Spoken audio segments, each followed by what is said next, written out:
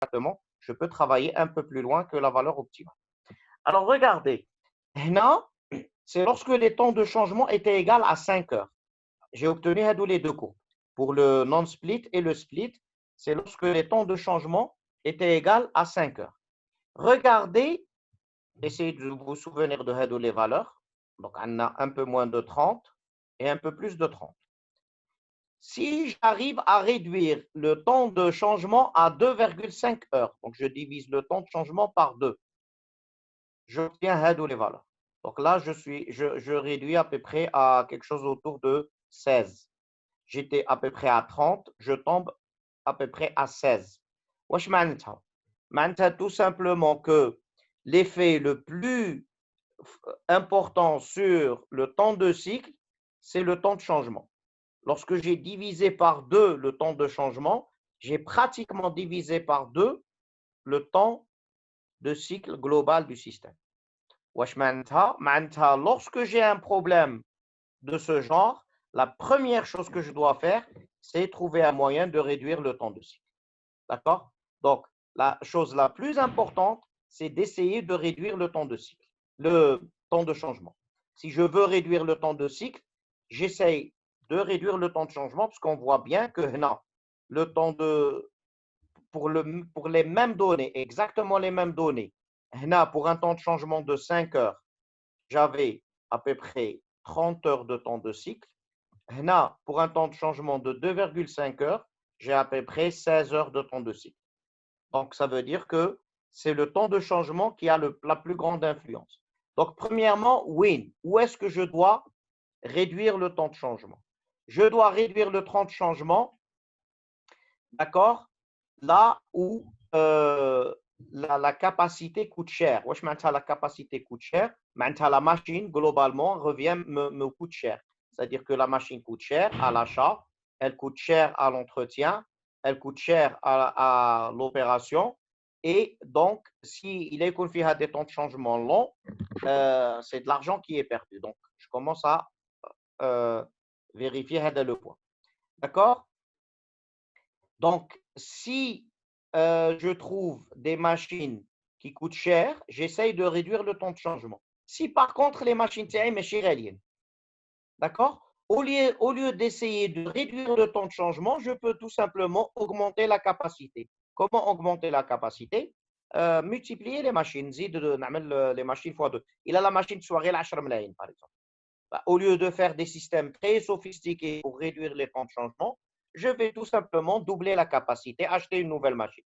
Ça, il a la machine soit milliard, je ne peux pas me permettre d'acheter une nouvelle machine, je vais essayer de réduire les temps de changement. D'accord? Alors maintenant, quelles sont les étapes? Premièrement, externaliser une portion du changement. Le changement, c'est quoi? Les temps de changement, c'est quoi? C'est, par exemple, je change un moule. راني dans une limonaderie, راني نخدم les bouteilles en plastique تاع 1 litre ou je veux passer aux bouteilles en plastique تاع 2 litres. Donc qu'est-ce que je vais faire? Je vais changer le moule.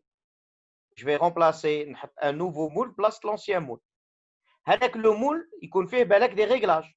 Ce que je peux faire, c'est tous les réglages du moule نعملهم avant de l'installer. Ou qu'installer directement, il devient opérationnel. Au lieu de l'installer et de le régler, je le règle ou même je l'installe. Et avec ça, je vais pouvoir réduire les temps de changement. D'accord? Réduire les temps de réglage. Réduire le temps de réglage. Si je dois faire des réglages, les réglages, si j'utilise des guides, j'utilise des butées, des trucs mécaniques comme ça, ce qui me permettent de réduire le temps de réglage. C'est-à-dire, au lieu de mettre beaucoup de temps à régler, je vais mettre peu de temps à régler. Et je crois que je vous ai montré la vidéo, le changement des pneus dans une course de Formule 1. D'accord?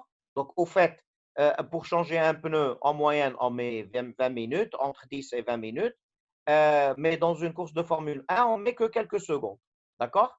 Et le record du monde, il est entre 1 et 2 secondes. C'est-à-dire, on a changé les 4 pneus dans un véhicule, on a fait le plein d'essence en moins de 2 secondes.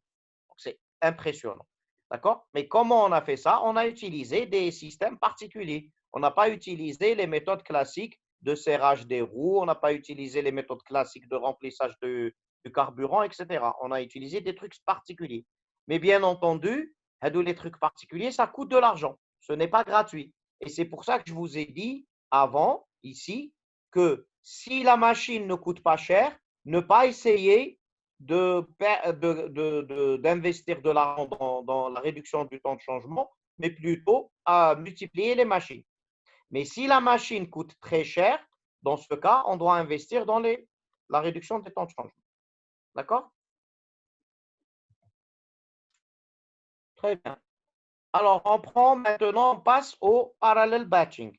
Donc là, sur le Harcept, on avait parlé du serial batching et du parallel batching. On avait dit que les lots en série, c'était lorsque je faisais les produits un par un, ou les lots en parallèle, c'est lorsque je fabrique les produits tous ensemble. Et je vous avais donné l'exemple du gâteau. Je vous avais dit que les gâteaux, vous allez les façonner. Vous allez façonner les gâteaux un à un et vous allez les mettre dans un plateau. Mais quand vous allez les mettre au four, vous allez les mettre tous au four. Et que vous mettiez 5 gâteaux, ou les 10 gâteaux, ou les 20 gâteaux, ça va prendre le même temps de cuisson. Le temps de cuisson ne va pas changer. D'accord? Donc, le parallel batching, c'est le cas. Lorsque vous mettez plusieurs produits, c'est-à-dire la capacité de votre machine, elle n'est pas égale à 1, mais elle est égale à une certaine valeur. Alors, prenons un exemple. Andy, une machine avec une capacité supérieure à 1, supérieure à une pièce. Donc, ça veut dire que je peux mettre un lot de pièces qui vont être processées en même temps. Je vous ai donné l'exemple du four. C'est l'exemple le plus facile à comprendre parce qu'on a tous des fours à la maison. D'accord? Alors, on a le process, on a l'attente dans la file d'attente, l'attente des lots dans la file d'attente. D'accord? On a la formation du lot. Les pièces peuvent arriver un par un et on forme un lot. C'est exactement ce qui se passe dans la fabrication des gâteaux. Les gâteaux, on a une pâte, on va façonner la pâte un gâteau à la fois, et chaque fois qu'on façonne un gâteau, on le met sur le plateau. Lorsque le plateau est ammar, on va le laisser istenna que le four il est prêt pour la cuisson. Si la file d'attente du four elle est vide, il trouve directement le four. Si la file d'attente du four n'est pas vide, ben, il va attendre. D'accord? Très bien. Donc, l'exemple, on va voir l'exemple. On a la taille du lot parallèle est égale à 10. D'accord? Le temps pour processer un lot, c'est-à-dire le temps d'opération d'un lot complet, il est égal à 90. C'est 90 quelle que soit la taille du lot. Hein. D'accord? Le CE, c'est le coefficient de variabilité du process au niveau de la machine. D'accord? RA, c'est le taux d'arrivée des pièces ici. D'accord? CA, c'est le coefficient de variabilité de l'arrivée des pièces ici. D'accord? Et B, c'est la taille maximum du lot. La taille maximum du lot, c'est quoi? C'est au fait la capacité maximum de votre four. D'accord? Bon, donc, vous avez un four Faddar, d'accord? Vous avez un four Faddar ou le four le boulanger. Bon, on prend le cas du four Faddar. Vous avez fait des gâteaux, vous avez fait un premier plateau complet, le four. Vous avez préparé, mais vous n'aviez pas beaucoup de pâtes, vous بقالكم غير النصف في البلاطو. Est-ce que تحيوه يطيب ولا ما تحيوهش ولا تسيبوه؟ تحيوه يطيب. Donc ça veut dire que je ne suis pas obligé d'utiliser la capacité maximum de ma machine. Je peux utiliser une capacité moindre comme l'exemple هذا اللي راه عندنا. D'accord? Alors premièrement, on a le temps nécessaire pour former un lot. Le temps nécessaire pour former un lot, il est tout simplement égal au temps moyen d'arrivée, d'accord, fois K-1 sur 2. Pourquoi K-1 sur 2? Parce que regardez, la première pièce qui arrive, elle va être mise dans le lot où tu as les K-1 pièces qui arrivent. Donc, où les pièces arrivent avec un temps d'arrivée égal à TA Donc, TA, c'est 1 sur RA. Donc, les pièces vont arriver avec un temps وقت d'arrivée de 1 sur RA. Donc, la première pièce, elle arrive, elle est mise dans le lot, où tu peux تستنى 1 moins RA fois K moins 1 pièce. La deuxième pièce, elle va attendre K moins 2. La troisième pièce, elle va attendre K moins 3 fois 1 sur A, bien sûr, à chaque fois. La quatrième pièce, K moins 4. Oui, Machia. La dernière pièce, elle va attendre 0 parce que la dernière pièce, dès que tu sors, le lot peut être transmis. D'accord? Donc, on doit calculer le temps d'attente des pièces pour former le lot. C'est K-1 plus 0, d'accord, sur 2, parce que c'est la somme arithmétique. 0, 1, 2, 3, 4, 5, 6, 7, 8, 9, 10, c'est le cas. Donc, ça nous fait K-1 sur 2. C'est quelque chose que vous connaissez normalement, que vous avez fait en mathématiques le lycée ou le prépa. Donc, le temps nécessaire pour former le lot, il est égal à K-1 sur 2, facteur de 1 sur RA. Et donc, je calcule et ça me donne 90. D'accord? Donc, pour former un lot, j'ai besoin de 90 unités de temps. D'accord? Maintenant, le temps de process du lot. Le temps de process du lot, puisque tous les produits sont processés en même temps. Donc, c'est égal à T, tout simplement. Ou T, il est égal à 90. D'accord? Donc, TE égale à T égale à 90. L'arrivée des lots. Le taux d'arrivée des lots. Une fois qu'ils sont formés, ils arrivent à la file d'attente avec un taux d'arrivée de RA sur K. Donc, RA sur K, où RA, il était égal à 0,05. Je pense qu'on l'avait dit quelque part. Voilà. RA, il est égal à 0,05. Donc, ça me donne ça, le taux d'arrivée des lots. L'utilisation, je peux la calculer aussi. Elle est égale à 0,45. Donc, ça veut dire que mon système travaille à 0,45%, à 45% de sa capacité maximum. Et je regarde si je suis dans une situation stable ou pas. Je regarde si enfin, l'utilisation elle est inférieure à 1, donc c'est clair que c'est stable. Mais je vais voir quelle est la taille minimum du lot qui me permet d'avoir une utilisation stable. Et c'est 4,5 pièces. Donc, ça veut dire que la taille du lot doit être supérieure ou égale à 4,5 pièces. Donc, ça veut dire que la taille minimum du lot, c'est égal à 5, puisque la taille du lot, c'est un nombre entier. Des questions? C'est bon? Tout le monde suit? Oui, monsieur. Alors, finalement, je peux calculer maintenant le temps d'attente. Ça, on l'a déjà fait. On a calculé le temps d'attente. Le temps de formation du lot était de 90. On l'a déjà fait tout à fait au début. On l'a calculé ici. Donc, je peux calculer le temps de cycle global. Le temps de cycle global, c'est le CTQ, d'accord, plus le temps d'opération. Et ça me donne une valeur de 130. D'accord? Donc, le temps de cycle. Pardon, ça c'est CTQ, pardon. Excusez-moi, ça c'est le CTQ. Et d'accord?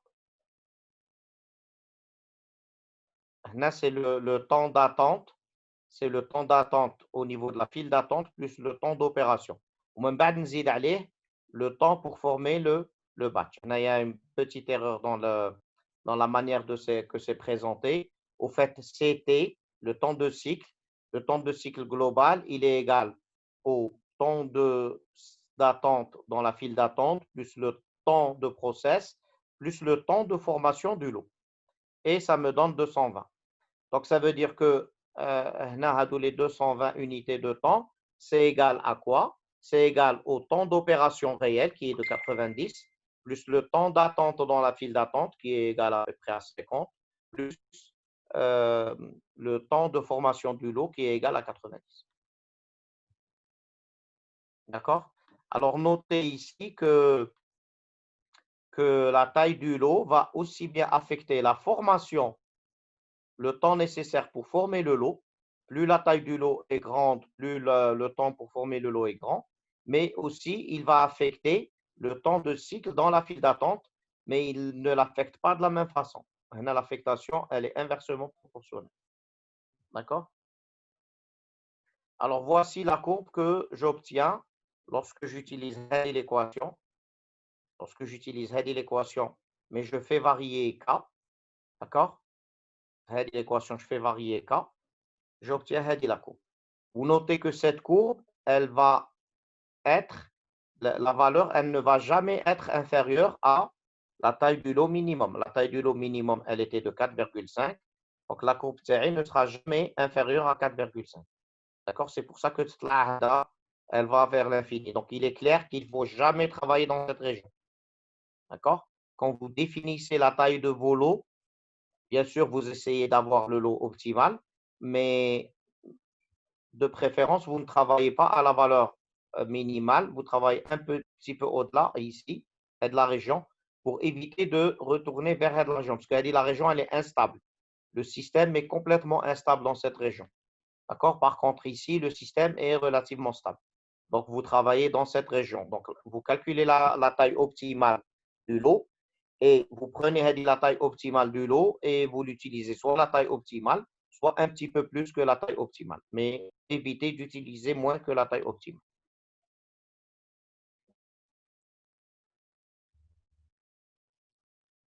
Alors maintenant, regardez, est-ce que est-ce qu'il est plus intéressant de traiter les produits un à un ou de traiter les produits tous ensemble quand on a de parallel batch?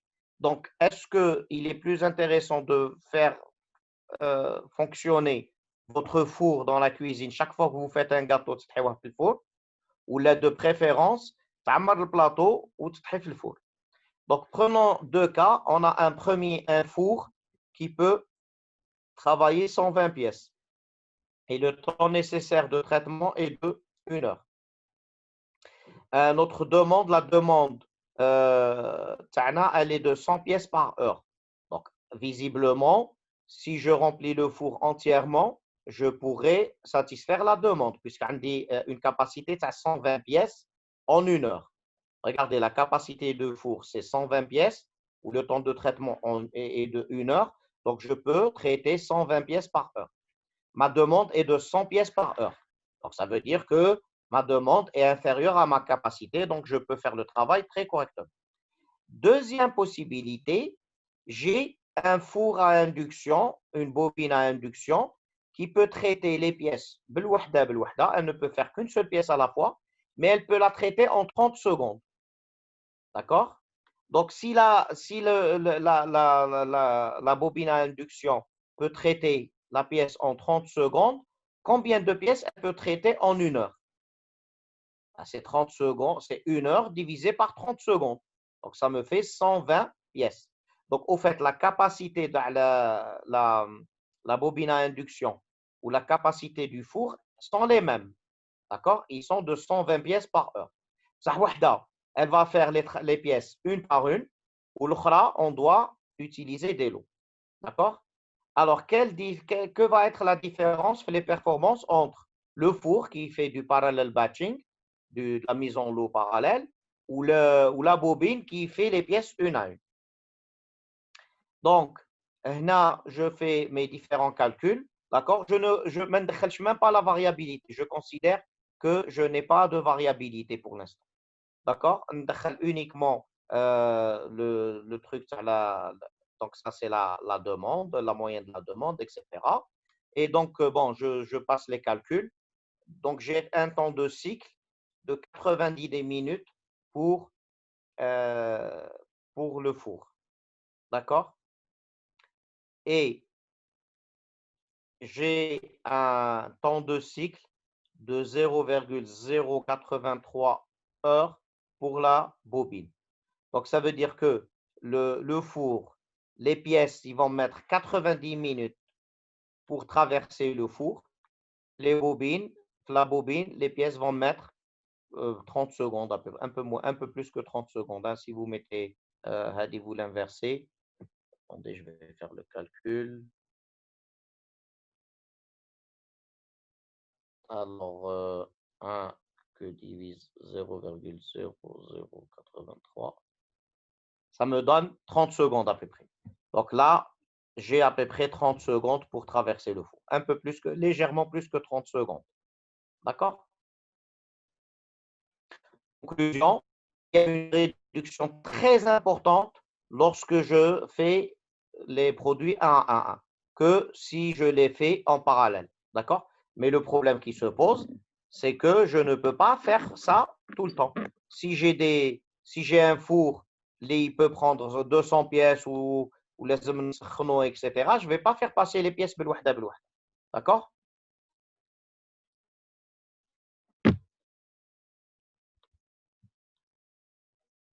Très bien. Alors maintenant, on va passer au troisième type de mise en lot, c'est les lots de transfert. Alors, globalement, les lots de transfert vont nécessairement augmenter le temps de… Donc ça, c'est la loi les lots de transfert.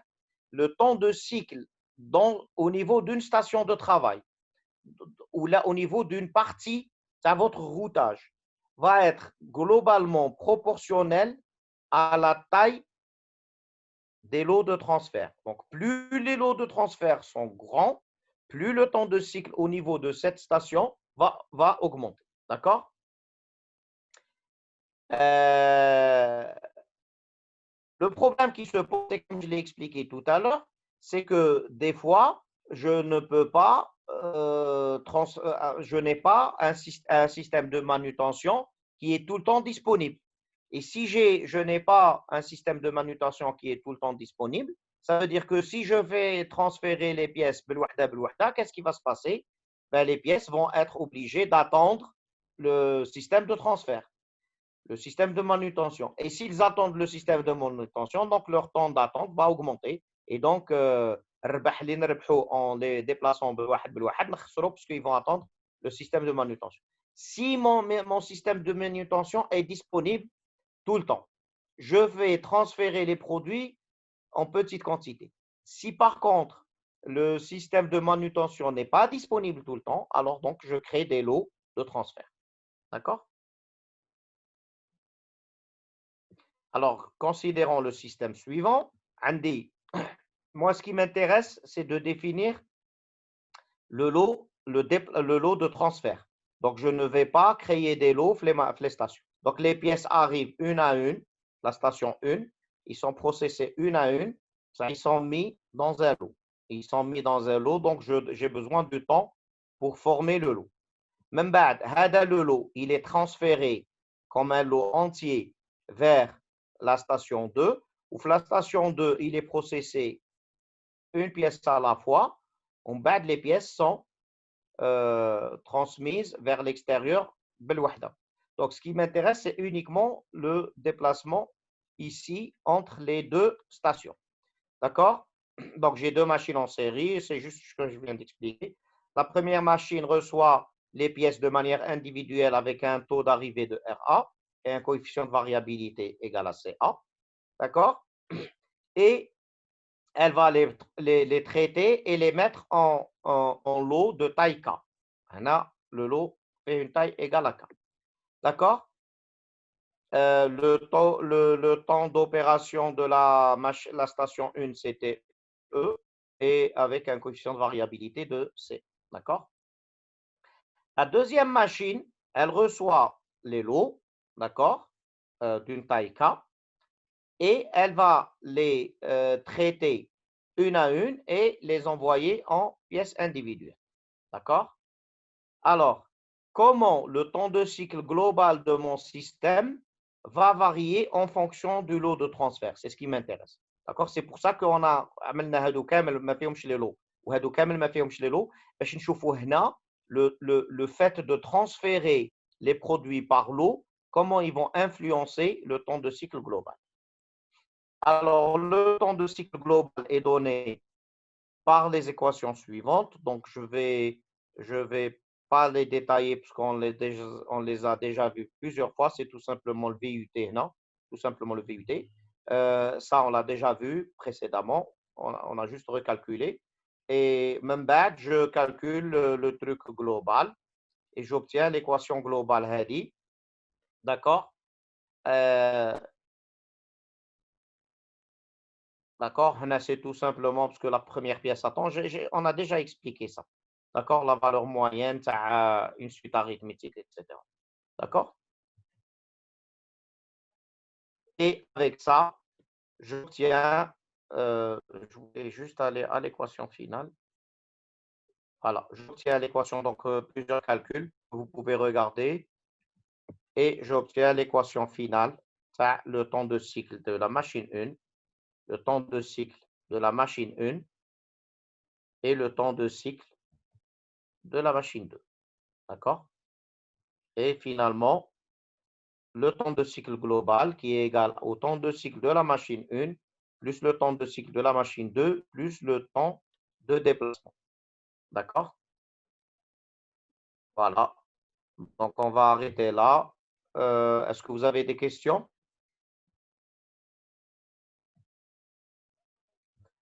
Je vois qu'il y a de moins en moins de monde. Hein? Wesh bekoum. عييتوا؟ Non, monsieur, ما كاش لي كيسيون. Hein? Non, ما كاش لي كيسيون. عييتوا يا ليا. كيفاش؟ Non, monsieur, ما كاش لي كيسيون. Pardon? ما Ah, كاش les monsieur. questions. Ah oui. وعلاش il y a de moins en moins de monde راني نشوف غير 6 تاع les étudiants. Ah, je J'ai sais 6 pas. sur 26. Ah, d'accord. Je sais pas. Bon, donc, bon, je pense qu'on va encore faire 2 séances. نكملوا هذا chapitre ونحبسوا. D'accord? ونعاود le dernier chapitre plus une petite révision نعملوها في en présentiel inchallah كي تدخلوا تقراو. Inch'Allah. Donc on va encore faire 2 séances, je pense 2 maximum 3 séances. Donc ça veut dire la semaine prochaine نكملوا inchallah. Inch'Allah, merci. OK. Et très bien, je vous souhaite vous n'avez pas de questions, hein, sûr? أنا شوي sûr, je ferai. الآخرين ما لهمش même pas هنا غير اللي ils se sont connectés ومشاو يلعبوا. Non, mais cache, monsieur. Là, on est là, monsieur. Ah, d'accord, très bien. Très bien. Donc on se voit samedi, Inch'Allah, comme d'habitude. Je vous souhaite Merci. une bonne fin de semaine. Merci, Merci. Salama. Moi aussi.